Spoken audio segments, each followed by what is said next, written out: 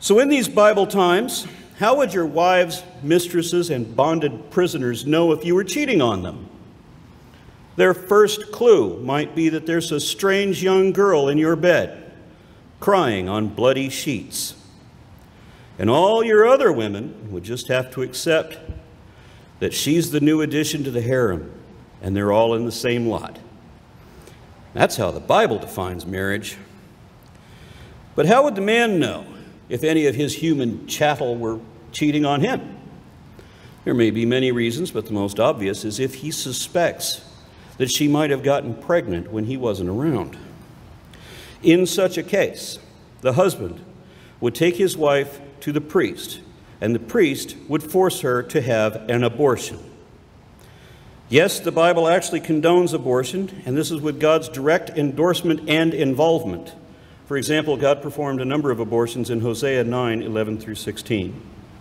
Remember that the Bible is Jewish, or at least the Old Testament is. But the Tanakh, the Jewish name for the Bible, is not the only ancient book of Jewish laws. Jewish belief holds that the basic laws of the written Torah were given by God to Moses along with an oral tradition, which was eventually written down and recorded in the Mishnah, the Talmud, and the Midrash. If this is so, then these can be used to enhance our understanding of the Bible from the Jewish perspective. Now, while today's right-wing Christian would tell you that life begins at conception, and so any abortion at any stage done for any reason would be considered murder, the Babylonian Talmud, Yevamot 69b, says that the embryo is considered to be mere water until the 40th day. And for a while after that, it still isn't considered a fully living being. Rashi, the great 12th century commentator on the Bible and Talmud, states clearly that the fetus is not a person, not until it is born. The pivotal rabbinic text on abortion is found in Mishnah Ohalat 7:6. If a woman is in hard travail, such that her life is in danger, the child must be cut up while it is in the womb and brought out member by member, since the life of the mother has priority over the life of the child. But if the greater part of it was already born, it may not be touched, because the claim of one life cannot override the claim of another life. And note that this describes a partial birth abortion and how to perform one in accordance with Hebrew religious law. Jewish tradition holds that the fetus is not considered a separate person until the head, or at least most of the body, has passed through the birth canal. This is concordant with Mosaic law because they're both Jewish traditions believed to be of the same source. Exodus 21, verses 22 and 23 illustrate how the Bible does not consider the fetus to have value equal to that of a human life. There are other references to the breath of life where the movement of air is considered to be akin to a spiritual essence, the traditional belief being that when a newborn takes its first breath, it becomes infused with the Spirit and becomes a living soul. From the 40th day of conception until birth, the fetus is considered to be part of the mother, not a separate entity, but equal to one of her limbs. Sanhedrin 80b of the Talmud describes the fetus as a thigh of its mother. Now bear all of this in mind when you read the 5th chapter of the book of Numbers. When a man suspects a woman of infidelity, he is to take her to the priest, or to the tabernacle, which is the tent where the God is supposed to live. And the priest would gather dust from the floor and mix it with water in a bowl. And this is also where they brought the animals to be sacrificed, and that may impact the quality of the dust being used. And then he writes a curse on a scroll and washes the ink off into the bowl too. Then the husband and the priest together force the wife to drink the cursed potion of bitterness and filth. And the idea is that if she's innocent and falsely accused, nothing will happen. But if she's guilty, if she cheated on her husband, then the curse will cause her belly to swell and her thigh will rot or fall away, depending on which translation you read. Obviously, we're not talking about one of her legs. We already know that the unborn fetus was considered to be one of the mother's thighs and that it would be referenced like that.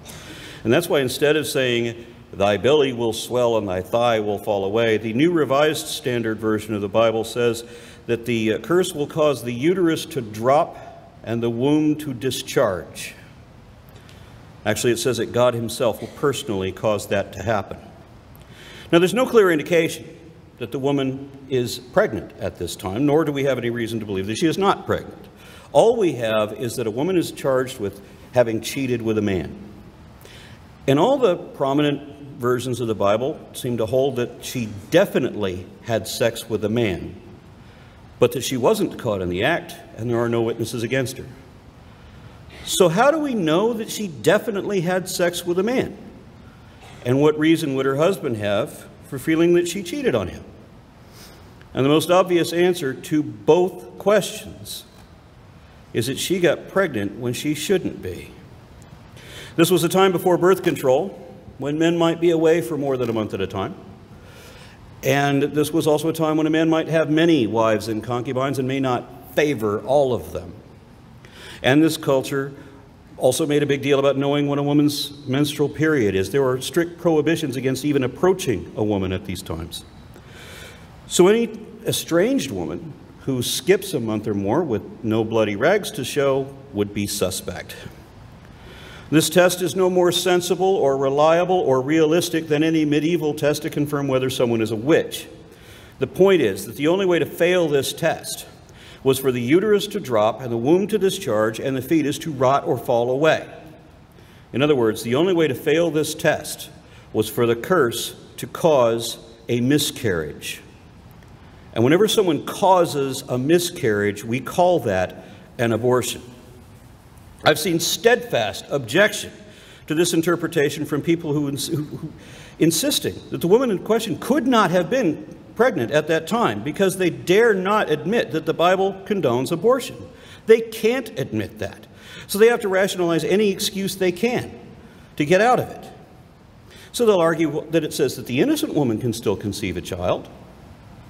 At best, the innocent woman might not have been pregnant and therefore literally had nothing to lose. Or it could have meant that the fetus survived somehow. But there is nothing in this chapter to imply that the guilty woman is not pregnant, nor that she could not have been pregnant when this test was applied. Maybe not every woman accused of adultery was pregnant, but surely some of them would have been, given the nature of the charges against them. Yet I get no answers when I pose the question of what would happen if a guilty woman did happen to be pregnant when this curse said that it would have left her barren. The only defense I've ever yet heard is that a pregnant woman would not be allowed to take this test. But no such prohibition exists, and nor would it even been possible back then to know for sure if she was pregnant if it's in the first couple of months or so. And it also ignores the only way that anyone could fail this test. If the woman cheated on her husband, the fetus would be aborted. That is effectively what it says.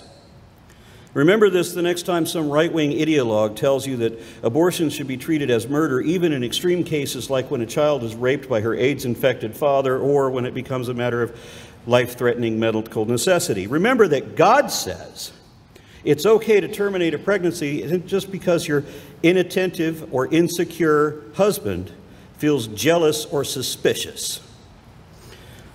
The last line of this chapter says that the man will be guiltless, but the woman will bear her inequity. There is no provision wherein the woman could pass this test and be owed any compensation or apology. If she does pass, she simply won't be punished any more than she already has been.